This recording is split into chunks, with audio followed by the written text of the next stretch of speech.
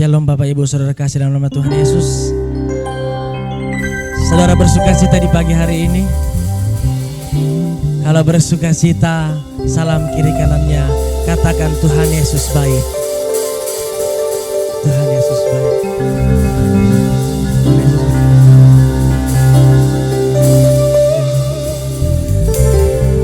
Bagaimana senyumnya manis? Haleluya. Pada pagi hari ini kita akan kembali menyembah Tuhan kita. Kita kembali naikkan ucapan syukur kita. Sebab dalam proses kehidupan kita Tuhan yang bersama-sama dengan kita. Amin. Tidak ada alasan bagi kita untuk tidak mengucap syukur. Mari kita siapkan yang terbaik untuk Tuhan kita. Kita persembahkan seluruhnya untuk Tuhan kita. Mari kita persembahkan hati kita hanya untuk kemuliaan bagi nama Tuhan.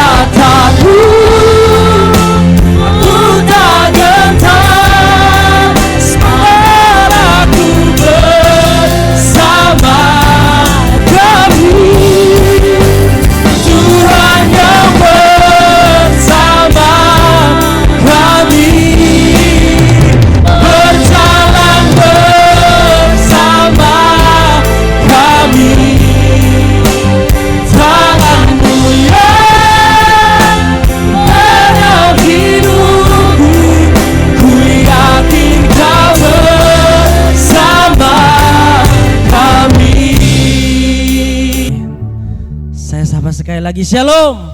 Shalom. Saudara siap untuk memuji Tuhan? Amin. Saudara siap melompat untuk Tuhan? Amin. Kalau saudara siap, mari kita sama-sama bangkit berdiri. Mari kita sama-sama melompat untuk Tuhan kita. Katakan bersama kami, anggur baru, Roh Kudus akan tercurah di tempat ini.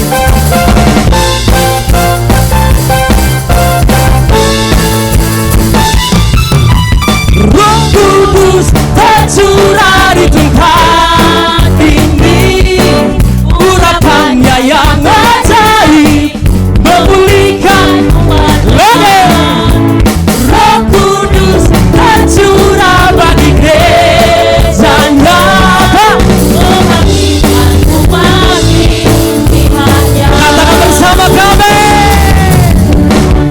hari inilah harinya Tuhan, saat pembebasan tiba. Belenggu dosa telah dipatahkan, mari bersorak katakan, hey, anggur baru tercurah penuhi umatnya dengan sukacita. Dia baru tercurah urapi umatnya nyata kuasanya. Haleluya. Saya melihat dari depan ini masih agak-agak ragu untuk memuji Tuhan, masih malu-malu untuk tepuk tangan. Jangan malu-malu, katakan, Roh Kudus tercurah di tempat ini. Yes, urapannya yang ajaib memulihkan umatnya. Roh Kudus tercurah bagi gerejanya, membagikan umat. Mari kita sama-sama angkat tangan kita di hadapan Tuhan. Hari inilah harinya Tuhan, yes, saat pembebasan tiba. Haleluya. Apa? Belenggu dosa telah dipatahkan,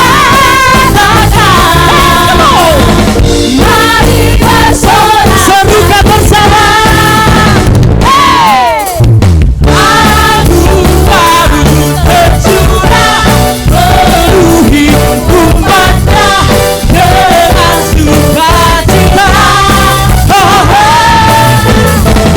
Dia baru tercurah urapi umatnya dengan sukacita. Mesti memuji Tuhan. Hey, mari kita sama bertepuk tangan. Mari kita bernyanyi dengan sukacita.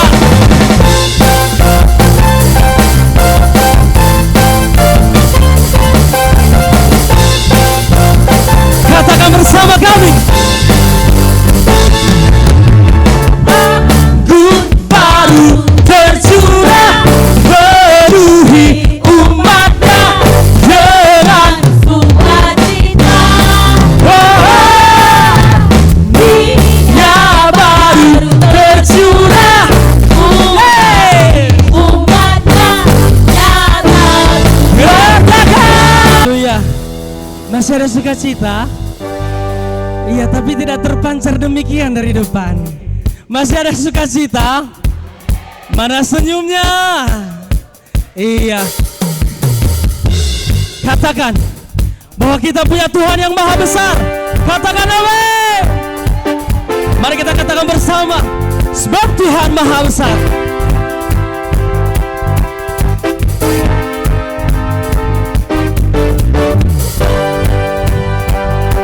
Sebab Tuhan maha besar. Apa?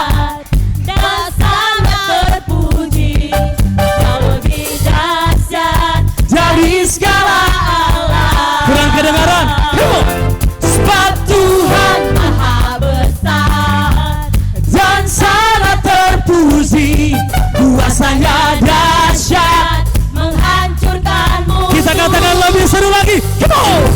Sebab Tuhan maha besar.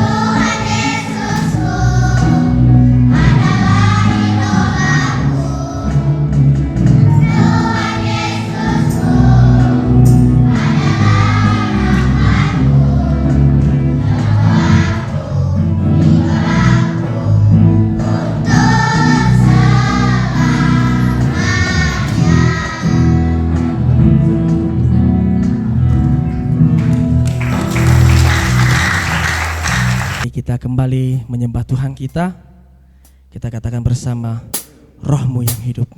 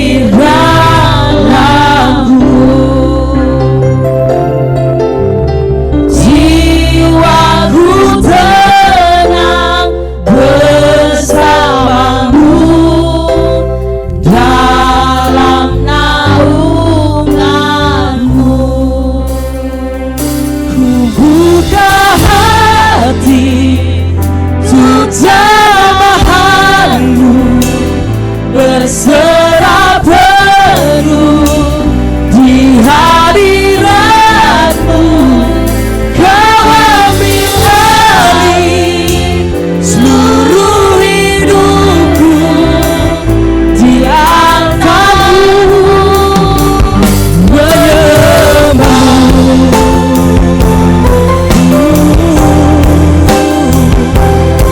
Roh-Mu yang kudus, pulihkanku Tuhan.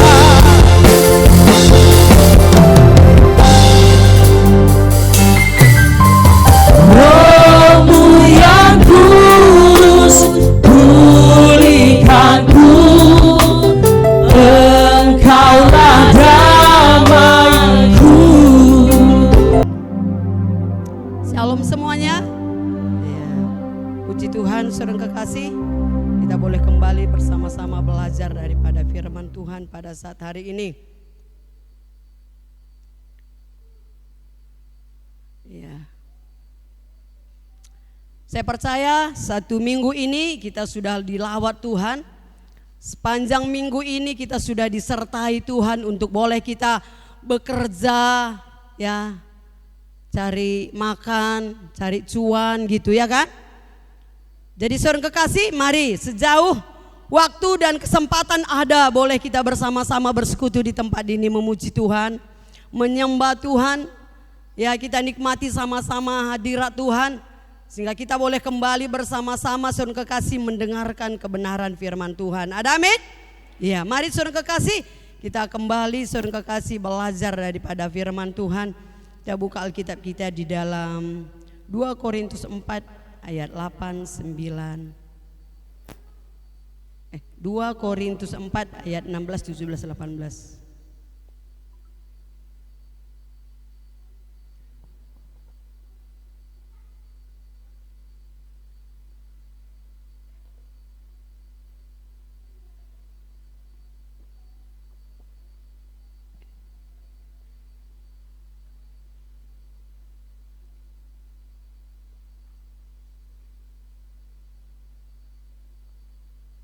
Oke.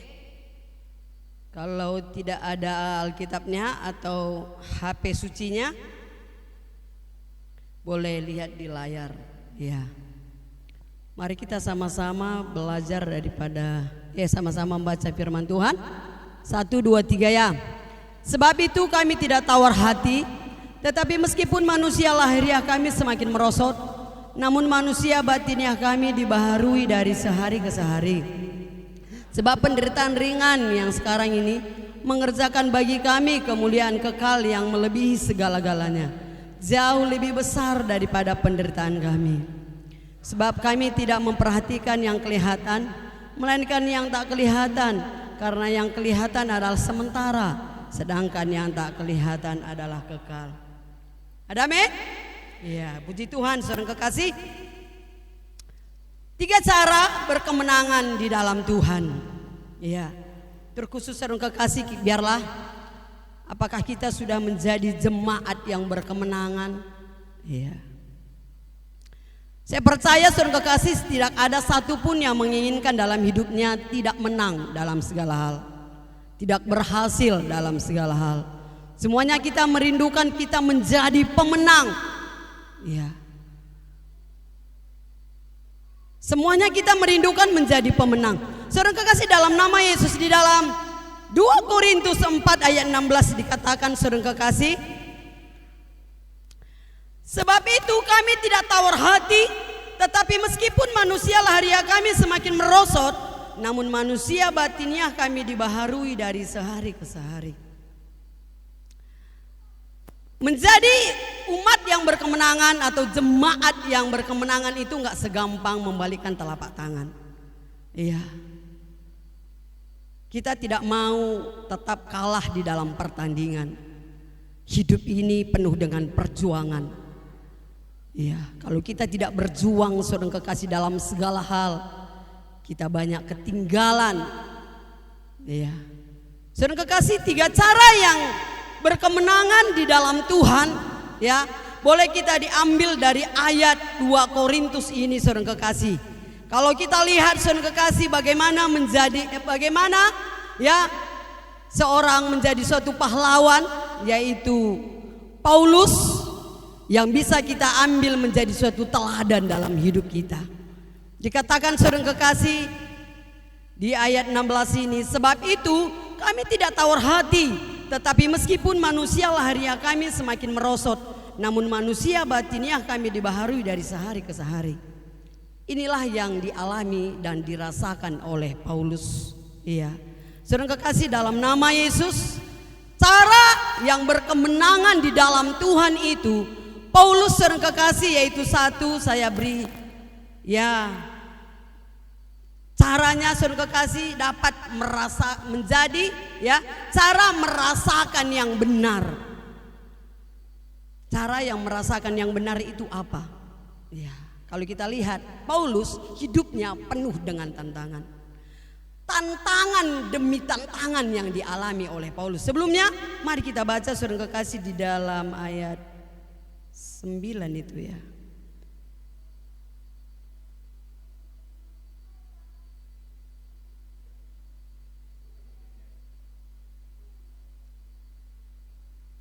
Delapan dulu.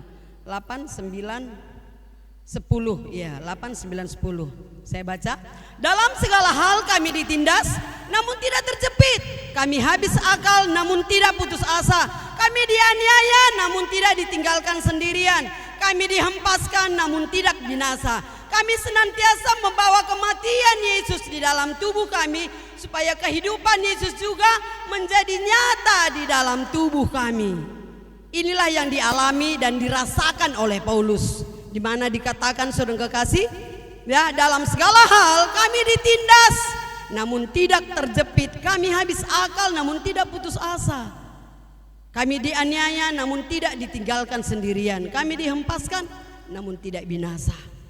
Tantangan demi tantangan yang dialami oleh Rasul Paulus saudara kekasih, ketika penindasan demi penindasan yang dia alami, ya, tekanan demi tekanan yang dia alami, bukan sekedar saudara kekasih dia menghadapi begitu saja. Iya. Tapi saudara kekasih, Paulus boleh mengambil sikap untuk dia tetap berjuang. Iya. Untuk mencapai bagaimana menjadi orang yang berkemenangan di dalam Tuhan. Bukan saudara kekasih, ya, ketika dia hadapi itu bukan dia langsung mundur, bukan dia berpikir 2 kali, artinya maju enggak ini. Kalau dengan cara seperti ini yang aku alami untuk memberitakan Injil, iya, kematian yang dia hadapi saudara kekasih, Paulus tidak pernah berpikir 2 kali untuk memberitakan Injil. Artinya, ya, Paulus itu tidak pernah berpikir untuk mundur. Dia tidak pernah berpikir untuk menyerah. Tapi dia selalu berserah menghadapi tantangan demi tantangan. Itu yang diambil oleh Paulus, saudara kekasih, mengambil sikap untuk dia terus mempertahankan bagaimana dia menjadi pemenang. Ya. Saudara kekasih, apakah kalau kita lihat tekanan demi tekanan yang dialami oleh Paulus, apakah kita sudah berapa persen yang dialami oleh Paulus sama dengan yang kita alami? Yang dia katakan, dalam segala hal kami tertindas namun tidak terjepit. Kami habis akal namun tidak putus asa. Kami dianiaya namun tidak ditinggalkan. Tidak ditinggalkan sendirian. Kami dihempaskan namun tidak binasa. Ya. Paulus kekasih, dia tidak ada waktunya untuk main Facebook, untuk WA, main apalagi TikTok. Ya.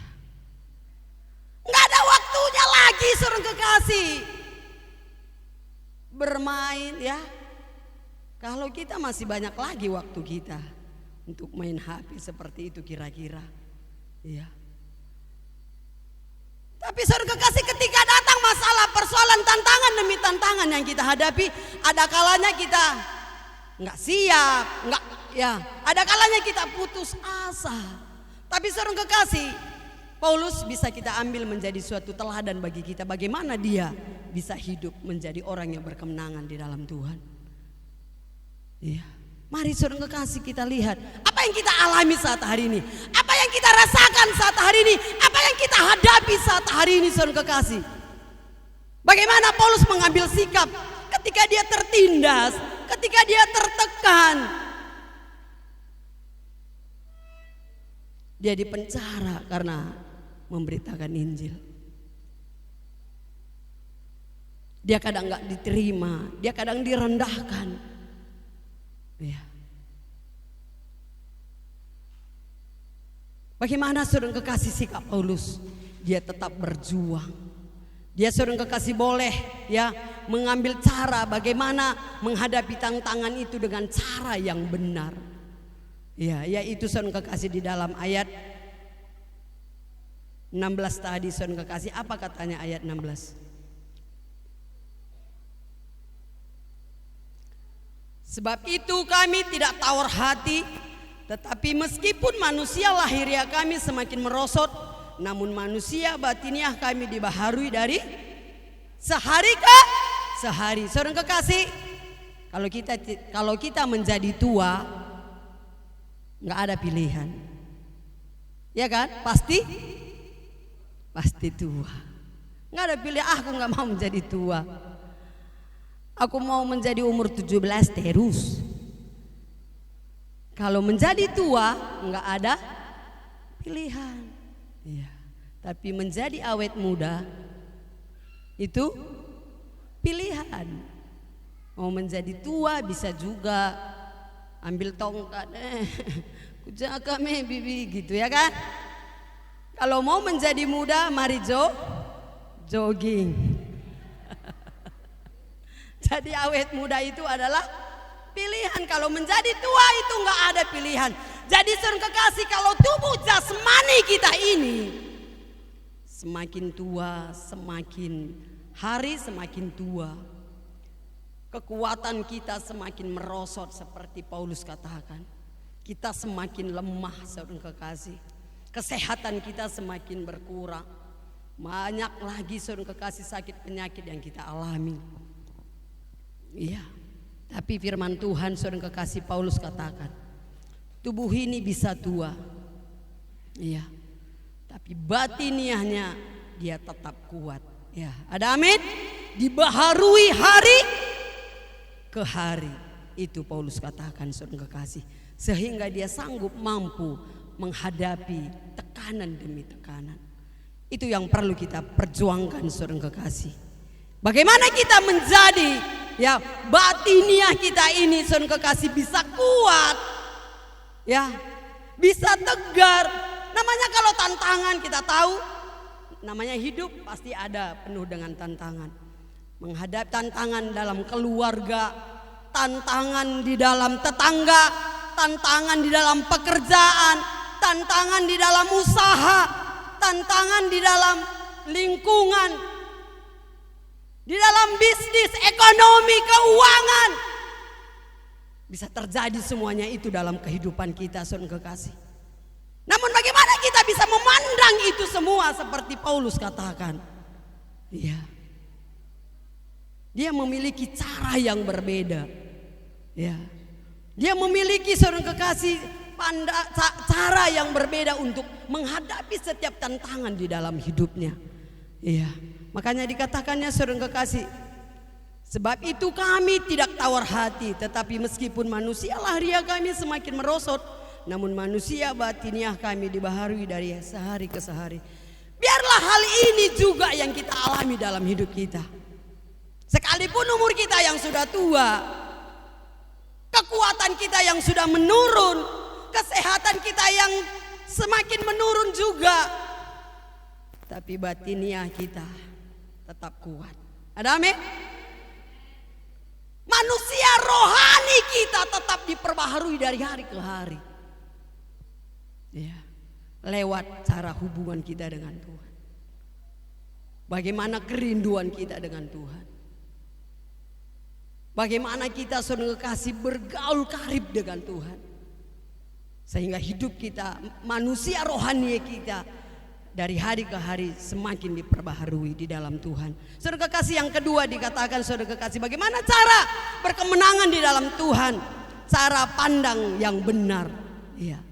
Tadi saudara kekasih, Paulus boleh memiliki cara merasakan yang benar ketika dia menghadapi tantangan. Yang kedua, cara pandang yang benar ketika menghadapi tantangan dalam hidupnya. Kalau di ayat 17 berkata, sebab penderitaan ringan yang sekarang ini mengerjakan bagi kami kemuliaan kekal yang melebihi segala-galanya, jauh lebih besar daripada penderitaan kami. Saudara kekasih, udah kita lihat dari ayat 8 dan 9 tadi. Bukan enggak besar tantangan yang dihadapi oleh Paulus dan kekasih, tapi dia masih berani mengatakan sebab penderitaan ringan yang sekarang ini. Halo? Paulus berani katakan penderitaan, tekanan yang dia alami, dia katakan ringan. Dia berani mengatakan seperti itu. Dia bandingkan apa tadi? Dia bandingkan, saudara kekasih, kemuliaan kekal yang melebihi segala-galanya, jauh lebih besar dari penderitaan kami, katanya. Artinya Paulus katakan jauh melebihi penderitaan yang kami alami, jauh melebihi penderitaan yang kami hadapi. Itu cara pandang Paulus yang benar. Kita enggak. Masalah kita sedikit udah nangis. Ya. Kereta kita hilang, nangis. Becak kita hilang, nangis. Boleh kita menangis, karena itu manusiawi. Siapa enggak menangis, saudara kekasih? Masalah demi masalah yang kita hadapi, persoalan demi persoalan yang kita hadapi, itu manusiawi. Kita boleh menangis. Tapi mari saudara kekasih, kita belajar seperti Paulus. Setiap masalah, persoalan, tantangan yang kita hadapi, kita memiliki cara pandang yang benar. Ya, kita bisa katakan itu ringan. Paulus katakan ringan, karena dia bandingkan dengan kemuliaan Bapa di surga melebihi dari penderitaan yang dia alami. Haleluya. Iya. Mari saudara kekasih, masalah apa yang kita hadapi pada saat hari ini? Tapi ketika saudara kekasih kita boleh menangis, apakah tergantikan semua? Masalah apa yang kita hadapi saat hari ini? Mari saudara kekasih, bagaimana cara pandang Paulus, cara pandang dia dengan benar menghadapi tantangan demi tantangan yang dia katakan. Berani dia katakan ringan. Dia bandingkan dengan kemuliaan Bapa di surga. Ya. Kalau kita pakai ini kita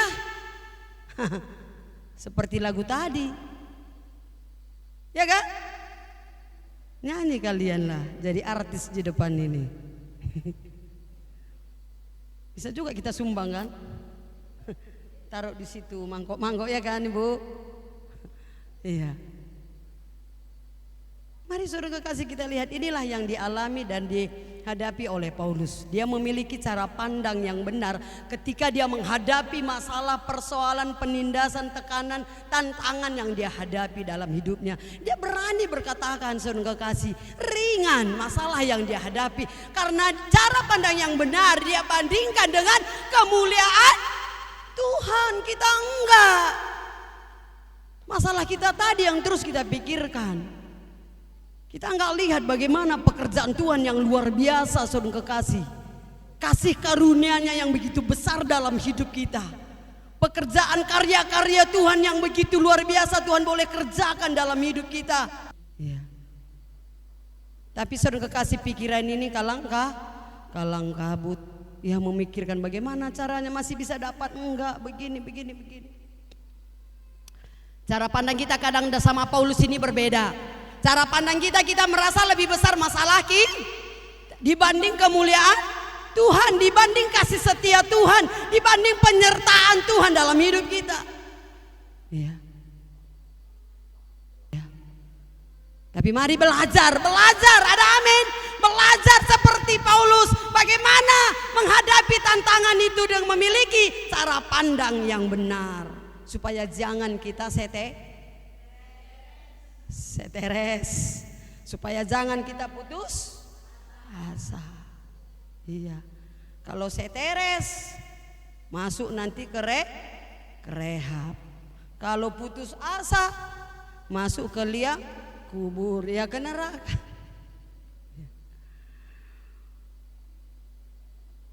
Mari kita belajar memiliki cara pandang yang benar menghadapi tantangan demi tantangan dalam hidup kita. Kita belajar saudara kekasih, nggak ada yang sempurna. Ya, nggak ada yang sempurna saudara kekasih. Kita berpikir kadang ya kita merasa rugi. Kita saudara kekasih merasa capek udah sekian tahun kita mencari uang untuk beli sepeda motor, beli ini saudara kekasih. Boleh, itulah manusiawi kita. Ya kita berpikir secara manusia memang seperti itu. Tapi itu membuat tidak pernah ada jalan keluar. Itu membuat tidak pernah hati kita ini lega. Itu cara berpikir kita tidak pernah kita selalu bersyukur kepada Tuhan. Tapi mari ubah pola pemikiran kita saudara kekasih. Iya. Kita berpikir bagaimana kita menjadi orang Kristen yang selalu berkemenangan menghadapi tantangan dan rintangan. Berkemenangan. Ada amin? Lebih daripada pemenang. Cara memperhatikan hidup yang benar. Iya. Kita baca di dalam ayat 18-nya tadi. Sebab kami tidak memperhatikan yang kelihatan, melainkan yang tak kelihatan. Karena yang kelihatan adalah sementara, sedangkan yang tak kelihatan adalah kekal. Iya. Kadang saudara kekasih kita stres yang menghadapi hidup ini karena kita pakai dengan melihat apa yang kita lihat gitu. Ya, kita tidak melihat apa yang tidak kelihatan, tapi kita melihat dengan yang kelihatan. Ya. Makanya kita sering saudara kekasih nggak sanggup dan nggak mampu menghadapi hidup ini sehingga kita tidak pernah menjadi orang yang berkemenangan di dalam Tuhan. Namun saudara kekasih, Paulus yang mengatakan sebab kami tidak memperhatikan yang kelihatan melainkan yang tak kelihatan. Karena yang kelihatan adalah sementara sedangkan yang tak kelihatan adalah kekal. Mari saudara kekasih, jangan kita memperhatikan ya dengan apa yang kelihatan, karena itu semuanya binasa. Semuanya itu tidak ada artinya. Iya. Kalau kita pikirkan memang nggak ada artinya semua saudara kekasih. Sekali, jadi bukan berarti kalau yang nggak ada artinya semuanya, lebih baguslah makan tidur aja kita, kalau nggak mati, gitu ya kan? Nggak seperti itu. Artinya ya kita bisa nikmati hidup. Namun jangan dunia ini membuat kita putus asa. Ketika kita tidak bisa meraih apa yang kita inginkan, ketika kita tidak bisa mencapai apa yang kita inginkan, akhirnya kita stres ya dalam hidup ini. Bukan itu yang Tuhan inginkan dalam hidup kita. Yang Tuhan rindukan saudara kekasih, bagaimana menjadi jemaat yang berkemenangan di dalam Tuhan. Tuhan saudara kekasih menghendaki setiap jemaat menjadi jemaat yang dewasa di dalam Tuhan. Menjadi dewasa, menjadi jemaat yang berkemenangan di dalam Tuhan. Menjadi jemaat yang bermentalkan pahlawan. Menjadi jemaat yang tangguh. Ya, menjadi jemaat yang tidak gampang menyerah dan tidak gampang berputus asa. Itu yang Tuhan kehendaki dalam setiap kehidupan kita, apalagi di akhir zaman ini. Karena saudara kekasih, kalau kita pikirkan keadaan ini tidak ada lagi yang mungkin. Jadi saudara kekasih, kalau kita lihat keadaan ini bukannya lebih baik lagi keadaannya, bukan menambah lebih baik gitu. Baik dari segi ekonomi, baik dari segi ya situasi dan keadaan. Ya, ada kita dengar lagi saudara kekasih, ya bergereja yang tidak bebas lagi untuk beribadah, dilarang. Itu kan membuat kita semakin resah, gelisah seperti itu, membuat kita tidak tenang. Ya. Jadi keadaan ini bukan yang semakin baik. Tapi bukan berarti saudara kekasih kita berhenti. Bukan berarti kita tinggal di dalam ketakutan dan kekhawatiran. Tapi kita saudara kekasih ya belajar bagaimana menjadi orang pemenang menghadapi tantangan rintangan. Menghadapi situasi yang tidak aman. Kita berpersiapan seperti itu kira-kira saudara kekasih. Ya, supaya ketika saudara kekasih kita diperhadapkan kepada masalah, diperhadapkan kepada situasi yang tidak baik, kita sudah siap. Ada amin? Kita sudah siap. Itu yang perlu kita kerjakan sekarang. Makanya kita tekun beribadah. Makanya kita taat saudara kekasih. Makanya kita setia belajar ya, mempersiapkan diri. Bagaimana kita supaya bisa menjadi jemaat yang tangguh, kuat menghadapi setiap tantangan yang terjadi saudara kekasih. Ya, karena itu yang Tuhan rindukan buat setiap kita. Ketika hal itu yang terjadi di gereja kita ini, ya, gereja kita menjadi gereja yang dipulihkan. Ada amin? Gereja yang dewasa di dalam Tuhan. Gereja yang dewasa di dalam pengenalan akan firman Allah. Sehingga kita tidak menjadi jemaat yang namanya anak-anak, yang makanannya terus bubur, makan minumannya terus susu. Itulah rohani kita. Lucu kalau dengan umur kekristenan kita yang sudah sekian tahun kita nggak dewasa-dewasa di dalam Tuhan. Ada masalah sedikit, apa? Kabur. Dimarahi sedikit, minggat. Ditegur sedikit, lari. Demikian juga mungkin kita saudara kekasih. Ya, jemaat yang murah tersinggung, jemaat yang murah sakit hati. Ya, jemaat yang murah ya putus asa, menyerah. Bukan itu yang dikehendaki Tuhan buat setiap jemaat GKB Namo Bintang, melainkan menjadi jemaat yang dewasa, jemaat yang kuat, menjadi jemaat yang tangguh ketika menghadapi tantangan rintangan. Ada amin? Kita belajar seperti Paulus dan kekasih. Kita bisa ambil teladannya. Maka Tuhan katakan, ya, atau Tuhan kasih, ya, jempol. Kita aja sama anak kita, kalau kita lihat anak kita yang hebat dia kan, kita langsung kasih jempol. Mari saudara kekasih, biar buat bagaimana Tuhan bisa kasih kita jempol. Menjadi jemaat yang kuat, menjadi jemaat yang tangguh di akhir zaman ini, saudara kekasih. Jadi mari kita terus belajar menjadi jemaat yang dewasa di dalam pengenalan akan Tuhan, menjadi jemaat yang dewasa dalam kerohanian. Ya, Paulus katakan ya pada Timotius, ya, jangan menganggap engkau rendah karena engkau muda. Ya. Tapi biarlah orang bisa menilai atau menghargai engkau ketika orang melihat kedewasaan dari karaktermu, ya, baik kesucianmu, kekudusanmu, perilaku, itu ada itu ayatnya ya. Ya, itu yang maksud Paulus kepada Timotius. Sekalipun umurmu muda, tapi karaktermu yang begitu luar biasa, orang lain boleh menghargai engkau. Ya, kita kadang sudah tua, sok-sok tua supaya dihargai, gitu kan? Tapi mari, tapi kerohanian kita nggak pernah dewasa. Tapi yang dimaksud pada saat hari ini saudara kekasih, bagaimana supaya kerohanian kita menjadi kerohani yang dewasa, ya, kita boleh menjadi jemaat yang berkemenangan di dalam Tuhan. Puji Tuhan, ini firman Tuhan yang bisa saya sampaikan. Tuhan Yesus memberkati.